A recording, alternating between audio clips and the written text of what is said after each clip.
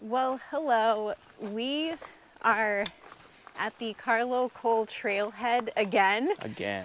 And we are going for attempt number 2 to do this overnight trip where we hiked up to the Carlo Col shelter, stayed overnight, and originally we were trying to summit Success on the first day, and we hit a lot of snow, post-holing, lots of hazards. Snakes. And we're trying for attempt number 2, and due to weather, because we had some rain forecasted today, we were planning to just spend the night tonight and then do the hike tomorrow, because tomorrow looks beautiful. So that is our plan as of now, so hopefully this will all work out. There actually was a snake. That's right, there was a snake. Trail looks a lot different than it did roughly a month ago. A little bit more grown in. The drive into here was horrendous. There's about a 7.5 mile road. It's a dirt road. There's a lot of potholes, especially right now from all the rain we had recently. And there's a giant puddle, which I definitely don't recommend doing this road if you have a Prius or something similar. Probably want something higher off the ground, preferably with 4-wheel drive, because that was terrifying. We had to stop and get out of the car a couple times and test how deep the water was and make sure that my car could get through. It was quite an adventure before our adventure even starts. My pack is noticeably heavier this time. I am carrying an umbrella and a tent, which I did not bring last time because we slept in the shelter, but I figured with the AT hikers starting to get up into New Hampshire and Maine that it would be a good idea to have a tent as a backup, in case there was a lot of people in the shelter and we wanted our own space. So that's adding probably close to 4 pounds to my pack weight, but we only have 2 miles to hike in, so it's not bad, and that's all we're hiking for today, so I can deal with it.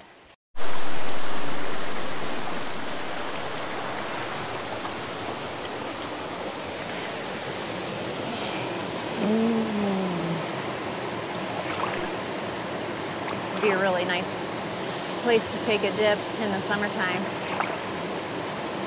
I don't know if I want to do it right now, though. I definitely dunked a toe. We're almost at the shelter, so we're gonna gather up some water and finish this hike for today. The trail is very wet, but we have yet to see any snow. Thank goodness. Welcome change from the last time. Yeah, so last time we hiked this was all covered in snow.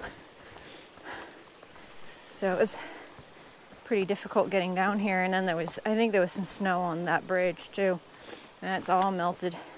The last bridge had snow for sure. Oh yeah, you think? Yeah, I think they probably both did. It's a little slippery though, and I think that's the water source there. So I'll probably gather some of that.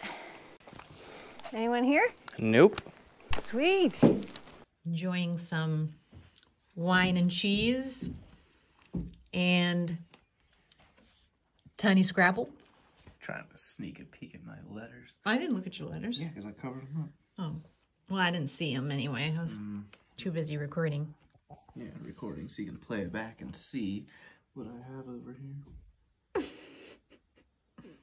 Finishing up our Scrabble game, and I cooked us up some lasagna with meat sauce. First time having this one. I've heard some good things. Also finishing up, we have a boxed wine over here, which I brought these goblets that don't really weigh that much, so just adding a little bit of extra fanciness to the experience, having the pasta and the cheese and the wine. I think the consensus on the Mountain House lasagna, for me and Bri anyway, are that it's a little heavy on the, we think it's thyme. There's some kind of spice. Or oregano. Could be oregano. I think it's thyme though.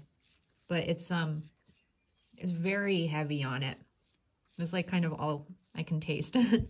But otherwise it's good. It's a good hot meal right now. But I would very much like to be in a blanket soon, so. Yes, I figured. To our future success. Success again.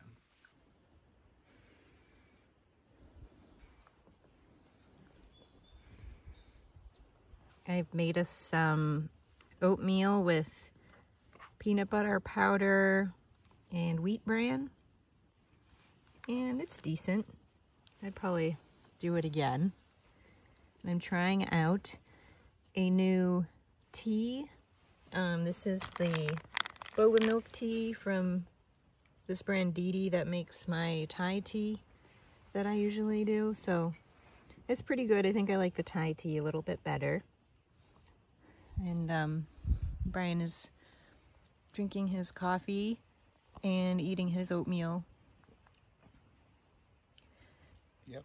And we're set up on this tent platform at the shelter because we thought it would be more comfortable. There is a fair amount, actually kind of a lot of condensation on the tent, but I don't think all of that is from condensating. I think some of it is, it was kind of misty last night, so it got the tent pretty wet. But we're just gonna let that dry out while we hike today.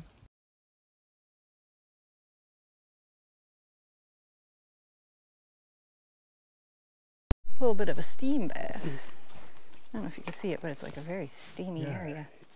All right, this will be a little better now without all the ice. Yeah, and there's cool caves now, too.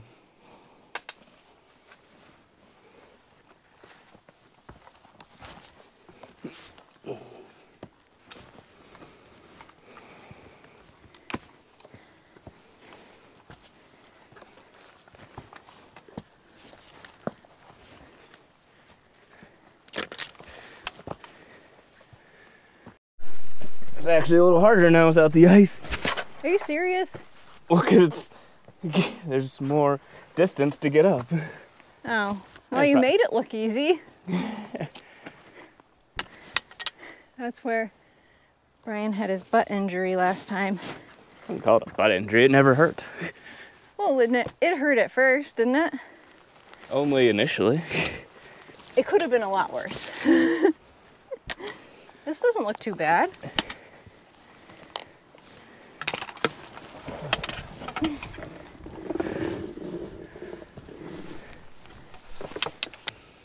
Definitely easier this time around. This looks even more beautiful with all the mist. There's Brian.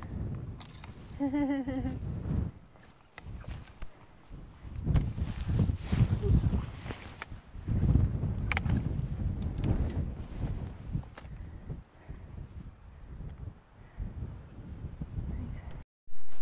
Yeah, that's one thing the snow covers up, is you don't see these little crevices that maybe you could fall into. The trail should be much smoother sailing from here on out. I think that was the hardest part.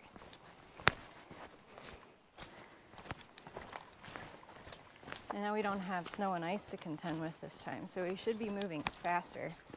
And it's earlier, it's only 11 o'clock, so plenty of time to finish this and get back to the car.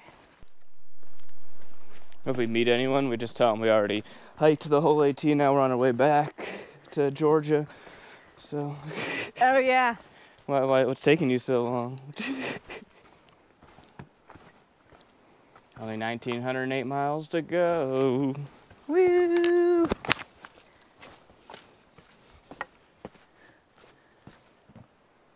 Not seeing as much moose activity this time. Have you seen any moose activity? No, I haven't seen any poops or prints. It's like someone came in here and cleaned up all the poop. Well, I hear that's what AT hikers like to snack on, so. Ew. They clean it all up. All right, here it is. Yep. So. To the right.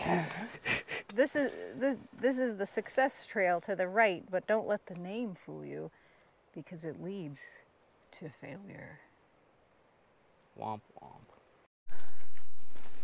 All right. Well. That's it. That's what we're climbing up. Supposedly we're almost there, though. It looks a lot farther. That is not 0.6. Yeah, I know. 5. Gotta get low to get high.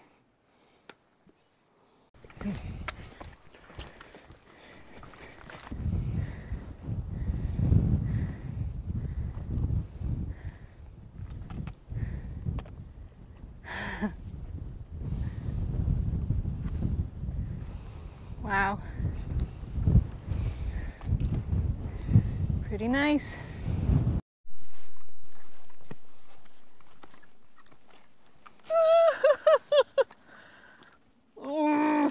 Did you step off and regret it? Yep.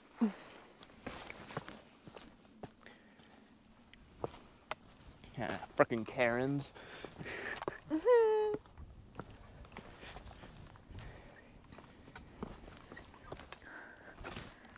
Pretty. Indeed.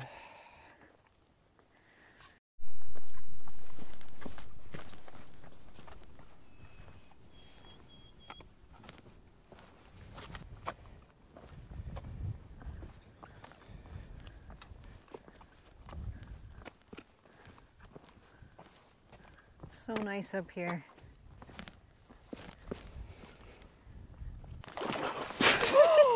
Oh, oh my God. I think I'm good. Yeah. What? Good. Wow, go boots, I guess. Well, it happened fast enough that it was all expelled away. Yeah, so. My audio didn't record here, but after we summited Success, we hiked south a little bit more on the AT, and then we got on a side trail to the plane crash site. And the plane crash happened in November 30th, 1954. It was a Northeast Airlines Flight 792. It was a DC-3, and it crashed during an instrument descent to the Berlin, New Hampshire airport. While everyone survived the initial impact, the first officer and a flight company superintendent died from their injuries the night after the crash. The captain was seriously injured. A passenger was also later treated for injury, but the stewardess and the other 2 passengers were uninjured. Brian is looking at the remains of the cockpit right now. So we're here at the front of the plane, and it looks to be in pretty bad shape. The accident report says that the cockpit was generally smashed and telescoped backward and upward, but there was relatively little damage to the cabin proper, allowing survival of all cabin occupants. But from the wreckage, you can understand why the flight crew were the most injured of all who were on the plane. Parts of the plane have also been scavenged over the years, and Brian remarked that the yolks were missing from the cockpit, so either the company took them out or people took them. So it's also difficult to tell how much damage was sustained from the initial impact and how much has just been from people scavenging the plane. At the time of the crash, there was light snow and visibility of 2 miles, but the accident report leads one to believe that the crash was not due to weather at all, but instead was due to pilot error. The pilot started descending lower than he was approved to do, and in so doing, he hit the side of the mountain on the way to the airport. The survivors had to do what they could to conserve body heat. They huddled together, wrapped themselves with blankets. They were at an elevation of 3,400 feet, and snow was falling at the time, and the continued bad weather hindered search and rescue efforts. 2 days after the crash, another Northeast Airlines DC-3 sighted and identified the wreckage on the southern slope of Mount Success, and an Air Force helicopter was sent to rescue everyone. Well, the cylinder head, anyway.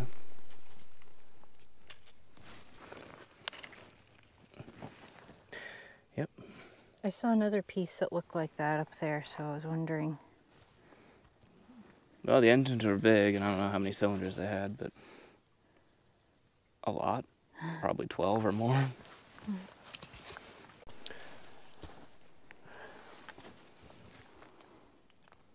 Oh yeah, there's a few more. Yeah. These are both cylinders? No, just one. Oh. Well, this could be part of the wheel, maybe? Not sure. Probably part of the roof there. I want to go inside now, since I haven't.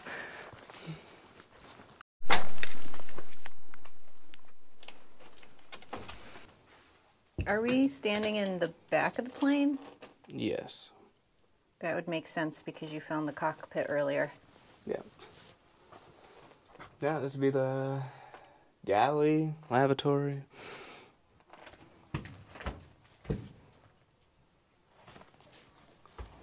Each one of these, that's what these are. These are seat mounts. Each one of these is where a seat would be mounted into. And they must have removed all the seats. Yeah, they've taken the seats, clearly. I think they probably try to salvage pieces that could still be used, maybe. Yeah, maybe.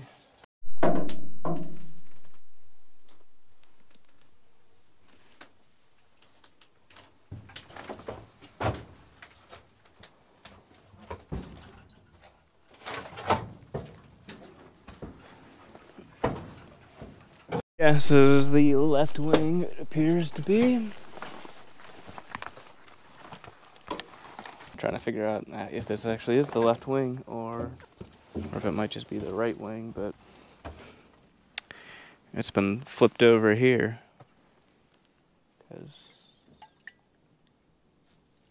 Huh.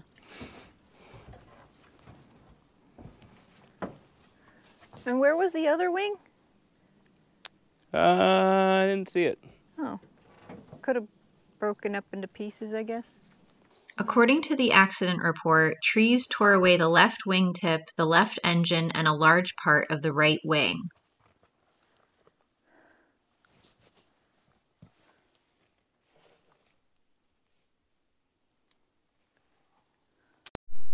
Yeah, Brian thinks this is actually the left wing flipped over and it hit a tree over here. Yeah. Probably caused it to flip. What do you think that is? What, over here? Probably the left engine nacelle.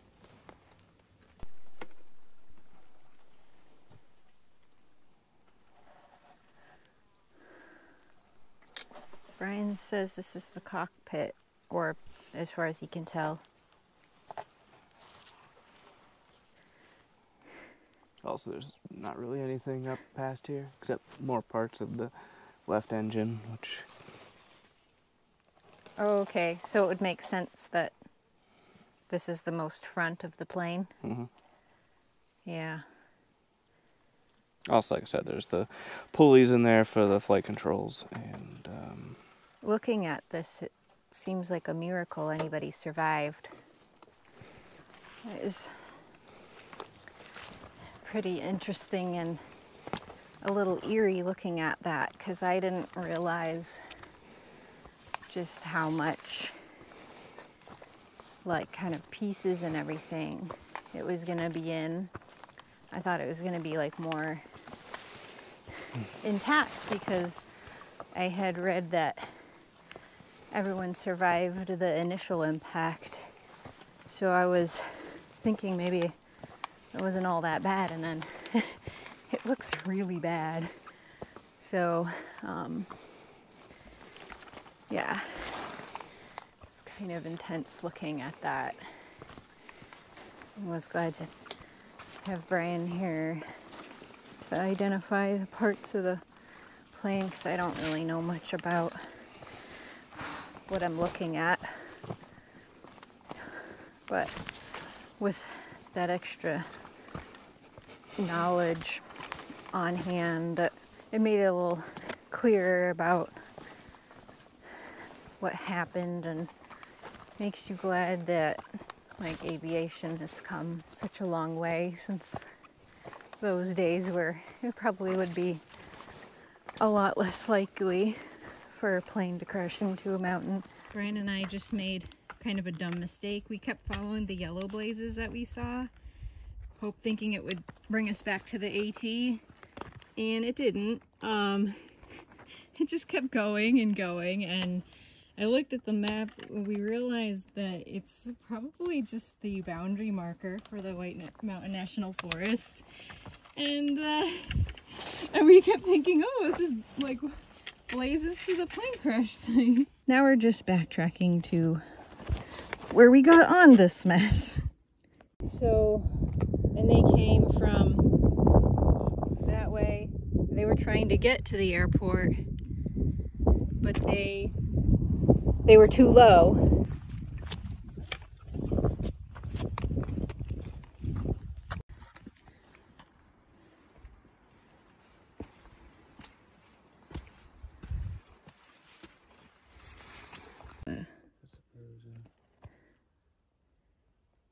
Pretty cool fallen tree.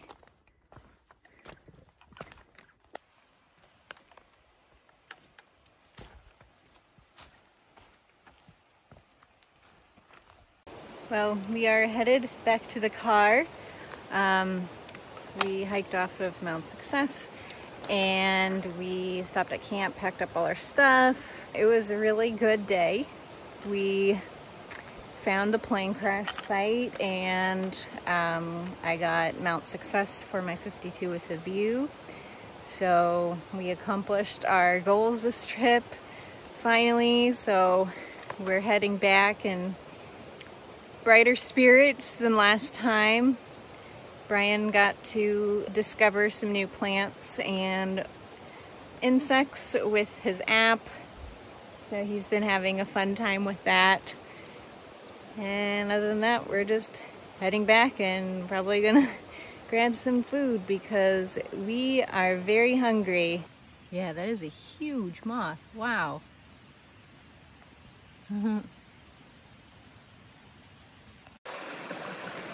Well, hello. I suppose you're wondering why we're soaking our feet.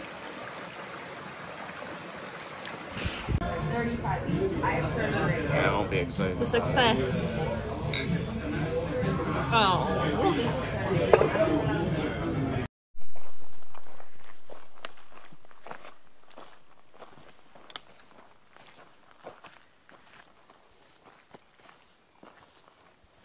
think I greased up my camera with my bug spray. It's all lubed up, ready to go.